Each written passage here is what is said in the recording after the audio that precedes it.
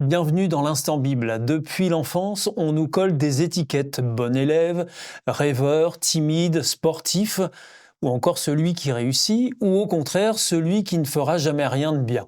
Ces étiquettes finissent par influencer l'image que nous avons de nous-mêmes. Pourtant, elles ne disent pas toujours la vérité sur qui nous sommes vraiment. Aujourd'hui, beaucoup se demandent même quelle est ma vraie valeur. Est-ce que je dois me définir par ce que je fais, parce que les autres pensent de moi, ou parce que je possède. Mais existe-t-il une identité plus solide, qui ne change pas selon les circonstances? Pour en discuter, j'ai le grand plaisir d'accueillir les pasteurs Pascal Rodet, bonjour, Bonjour Stéphane, bonjour à tous. et Philippe Leduc. Bonjour. Merci d'être une nouvelle fois avec nous. Alors, comment poser les bases d'une identité stable et solide? Restez avec nous, c'est tout de suite dans l'Instant Bible.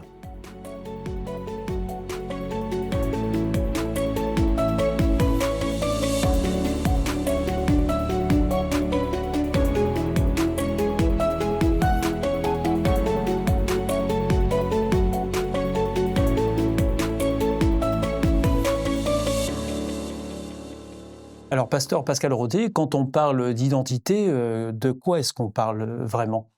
On parle de plusieurs choses, ça dépend d'ailleurs soit de notre culture, soit de certaines pensées qu'il peut y avoir.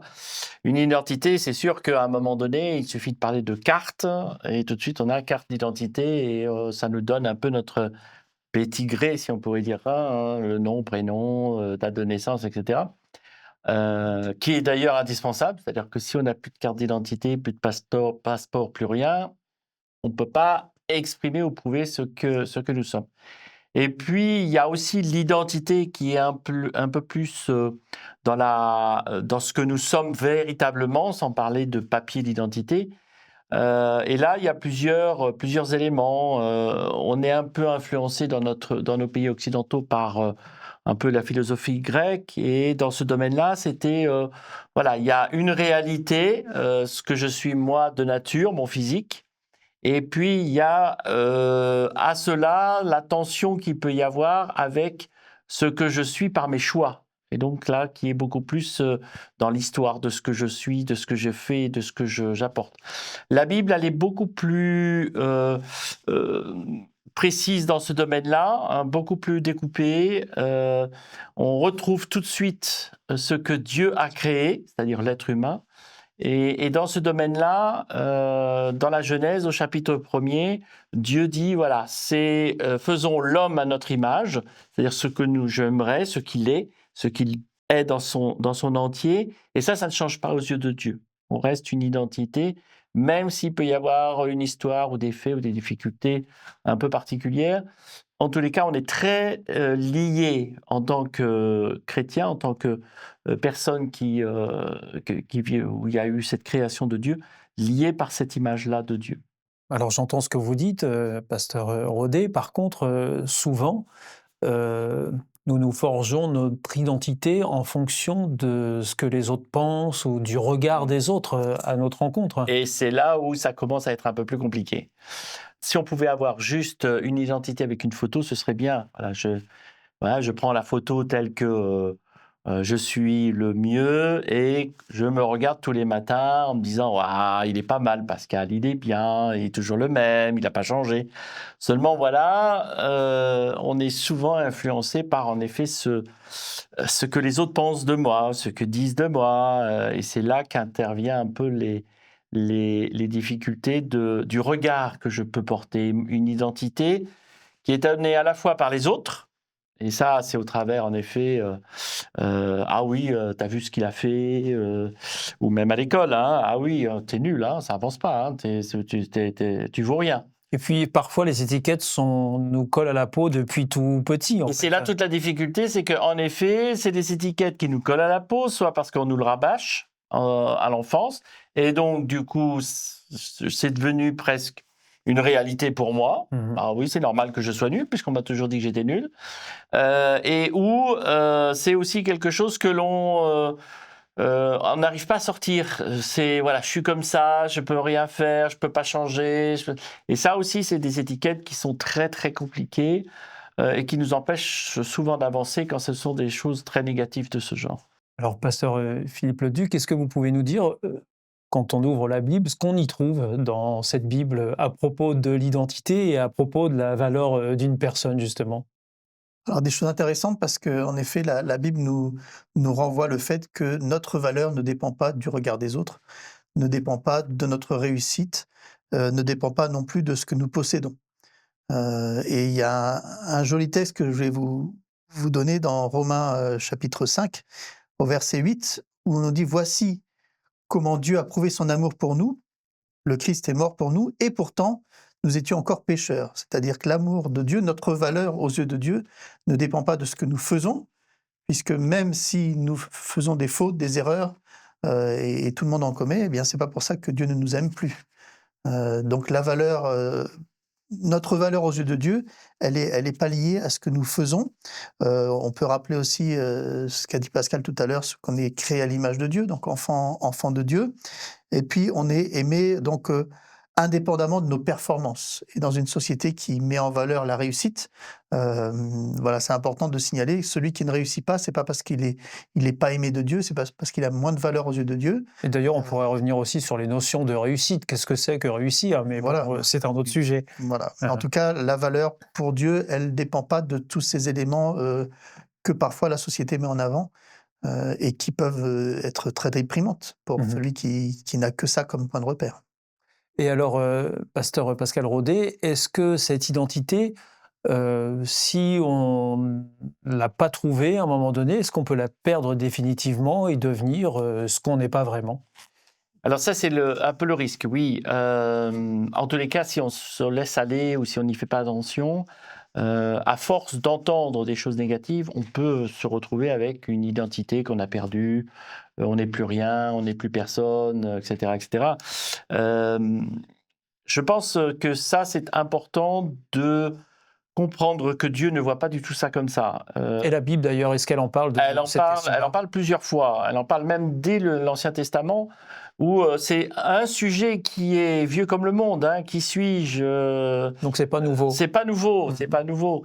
Même dès le Jardin d'Éden, lorsqu'il y a eu Adam et Ève qui ont mangé ce fruit défendu, il y a une perte d'identité qui a commencé à ce moment-là. Et Dieu a toujours essayé de rattraper un peu ce moment de négatif. Et on peut le voir dans certains textes, principalement, où Dieu intervient pour son peuple et pour tous ceux qui ont la foi. Je prends par exemple Ésaïe au chapitre 43 et au verset 1er. Le Seigneur te dit ceci, lui qui t'a créé et formé, n'aie pas peur, je te libère, je t'ai appelé par ton nom, tu es à moi. Il y a un retour très, très fort de nous vers Dieu. Et Dieu essaye justement de faire cela. Je prends l'exemple, hein, on utilise souvent cette image. Quand j'ai un billet de 50 euros qui est froissé, tombé par terre, sali, etc., bon, il n'a pas la même, il n'est pas terrible, quoi. Pourtant, il a la même valeur. Il n'a pas changé de valeur. Il n'a pas changé de valeur. Il vaut 50 euros. En essayant d'essuyer, en essayant un peu de... Je l'emmène à la banque, il va marcher. Ça, c'est 50 euros. Et ça même si j'ai encore des traces de saleté. Ça, c'est l'image de Dieu, c'est-à-dire envers nous. C'est-à-dire, non, mais c'est pas parce que t'as pas fait les bons choix, que t'as pas été... t'as entendu parfois des choses qui sont négatives sur toi, tu restes à moi. Tu sais, je t'ai créé. Et ça, c'est important aux yeux pour nous, en tous les cas, êtres humains, de savoir qu'il y a Dieu qui m'appelle régulièrement par tu es à moi, tu es mon fils, tu es ma fille. Alors notre identité est plus profonde que ce que disent les autres ou ce qu'en disent nos réussites aussi, mais qu'est-ce que ça change concrètement pour vivre plus sereinement? On en parle juste après ce jingle, tout de suite dans l'Instant Bible. Vous êtes toujours dans l'Instant Bible, en compagnie des pasteurs Pascal Rodet et Philippe Leduc. Alors si on revient à cette question d'identité profonde, qui n'est pas en rapport avec ce que disent les autres, ni en fonction de nos réussites, comment cela peut-il nous aider au quotidien, pasteur Pascal Rodet? Alors, je pense que c'est quelque chose qui nous aide dans une image beaucoup plus retirée des faits par rapport à ce que je suis. Ce que je suis, c'est ce que je suis. Ça change rien. Et j'ai toute valeur et j'ai toute capacité. Maintenant, quand il m'arrive une difficulté, l'examen, pourquoi là, aujourd'hui, j'ai passé un examen, j'ai tout raté, c'est nul, franchement, je suis pas capable de, je vaux rien, etc. Ça devient un peu compliqué si je commence à rentrer dans cette démarche-là. Alors que, non, Dieu me dit, attends, c'est OK, t'as raté, bah oui, c'est OK, t'as raté alors. C'est catastrophique, ça enlève tes capacités, tes qualités? Non. Tu es encore quelqu'un de bien et d'important. Et je pense que c'est ça aussi qui est un rappel de Dieu qui nous dit, hein, très tôt aussi dans les psaumes, hein, je suis une créature précieuse aux yeux de Dieu, dira David, le roi David, par rapport à ça. Tout de suite, je dis, OK, je sépare des faits de ce que je suis. Ce que je suis, c'est ce que je suis, point barre. Les faits, OK, parfois c'est pas terrible. Alors justement, Pasteur Philippe Leduc, je voulais vous demander, quand on est face aux épreuves et qu'on se sent rejeté, qu'on se sent en échec, qu'on se sent critiqué, c'est difficile quand même de garder la tête froide et puis de continuer à penser qu'on a une valeur et que Dieu nous aime tel qu'on est. Est-ce qu'on n'est pas forcément, à un moment donné, dans une position où on se sent pas du tout en adéquation avec ce que Dieu attend de nous, avec Ouais. ce que les autres attendent de nous? Alors il faut se rappeler de quelle est notre véritable valeur. Et j'ai un texte pour ça qui peut nous habiter quand on est face à cette situation. Oui. C'est toujours Isaïe 43, mais un petit peu plus loin du verset, on a lu tout à l'heure le verset 1. Là c'est au verset 4, où Dieu dit « Je tiens beaucoup à toi, tu es précieux et je t'aime ». Donc voilà, d'autres versions nous disent aussi « Tu as du prix à mes yeux ». Hein. Donc ta vraie valeur, regarde auprès de Dieu, parce que pour Dieu, ta valeur, elle est très grande. Et ça, vous l'êtes approprié? Ben oui, parce que forcément, le regard des autres peuvent parfois nous dénigrer. Et ils ne voient pas les mêmes choses que Dieu voit en nous. D'ailleurs, ils nous connaissent qu'en partie, alors que Dieu nous connaît totalement. Ok. Donc ce texte-là est très très important dans des phases de notre vie où on est plutôt mal en point. Donc il ne faut pas oublier ce que Dieu pense de nous. Et ce qu'il pense de nous, c'est que nous avons de la valeur, nous avons du prix. Donc regarder à l'amour de Dieu plutôt qu'au désamour des hommes qui nous entourent, ça peut être une bonne option. Et puis il faut aussi apprendre de l'échec. L'échec ne doit pas nous anéantir. Alors c'est facile à dire, hein, mais quand on le vit, c'est plus compliqué. Oui. Il ne faut pas s'enfermer dans l'échec. Il faut ce qu'on appelle rebondir. Heu, voilà, et se dire qu'aujourd'hui ça va pas bien, mais après les nuages vient le soleil, c'est ça. Et alors, justement, cette vision biblique que vous nous donnez, et puis aussi ce que vous nous dites de comment Dieu nous voit, est-ce que ça peut aider l'être humain à transcender ou à changer ses relations avec les autres? Ça devrait. Ça devrait? Ça devrait. Et c'est pas forcément le plus simple. Déjà, quand on a réglé un peu la question avec soi-même en se disant, OK, il peut m'arriver n'importe quoi, ça n'enlève pas mon image, ma capacité, mon identité aux yeux de Dieu, c'est déjà une bonne étape. Le drame serait que on finisse par se dire, non, non, mais moi, aux yeux de Dieu, je suis très bien et parfait, c'est les autres qui sont nuls. Alors là, forcément, ça va pas le faire. Parce que dans ce domaine-là, Jésus a été très attentif à ce genre de réaction de certaines personnes de bonne foi qui voulaient absolument paraître bien.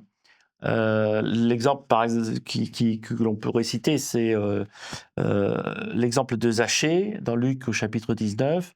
Un juif, hein, mais bon, voilà, il n'a pas de chance, il est inspecteur des impôts, il est petit, on n'aime pas, il n'est pas bien. Alors que Jésus a une foule extraordinaire autour de lui parce que y a enfin quelqu'un qui reconnaît nos qualités, etc. Lui, ah non, non, on peut pas. Non, on peut pas. Tout va, rien ne va. Alors là, Jésus, je vais dire, attendez, vous êtes content que vous avez une bonne identité, mais vous n'êtes pas capable de voir l'autre comme étant pareil, ça ne va pas le faire. Et ça, c'est très important aux yeux de Jésus de se dire, maintenant, il faut que tu fasses la même chose pour les autres. Alors, on a parlé d'identité dans un sens général, de chacun d'entre nous.